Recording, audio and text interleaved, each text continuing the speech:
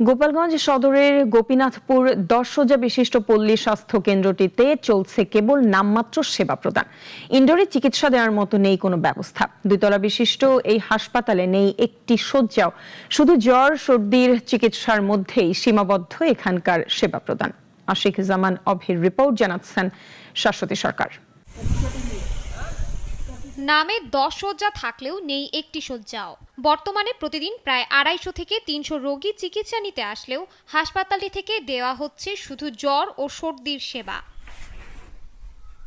জরাজীর্ণ হয়ে পড়ে আছে ডাক্তার, নার্স ও স্টাফদের থাকার জন্য আবাসিক ভবন সহ মোট 6টি ভবন। চারদিকে তৈরি হয়েছে ভুতুড়ে পরিবেশ। বর্তমানে একজন চিকিৎসক, 4 জন নার্স, একজন করে অফিস সহায়ক ও পরিচ্ছন্নতা কর্মী নিয়েই চলছে হাসপাতালটি। কেবল একবেলা বহির্বিভাগের রোগীদের সেবা দিতে আসেন ডাক্তার সহ কর্তব্যরতরা।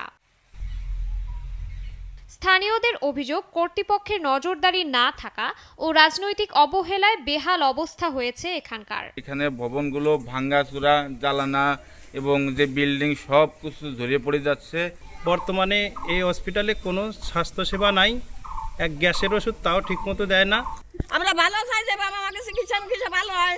কাছের দারোয়ালি আমাকে তো সবই তো ভালো। আগে ডাক্তার ছিল, আমরা সেবা পাইছি, এখন কোনো ডাক্তারও পাচ্ছি না, সেবাও পাচ্ছি না। এ ব্যাপারে মন্ত্রণালয়ে চিঠি দেওয়া হয়েছে এবং নির্দেশ পেলেই সংস্কারের কাজ শুরু হবে বলে জানান জেলা সিভিল সার্জন। সেবা দেওয়ার জন্য অনেক বড় একটা এলাকা জুড়ে হাসপাতালটা যদি এখানে নতুন করে তৈরি করা হয় তাহলে অত্র এলাকার জনগণ কিন্তু ভালো সেবা পাবে এবং এখানে যে ভবনগুলি আছে সবই কিন্তু পরিত্যক্ত অবস্থা আছে, এগুলি আসলে সংস্কার করা সম্ভব না।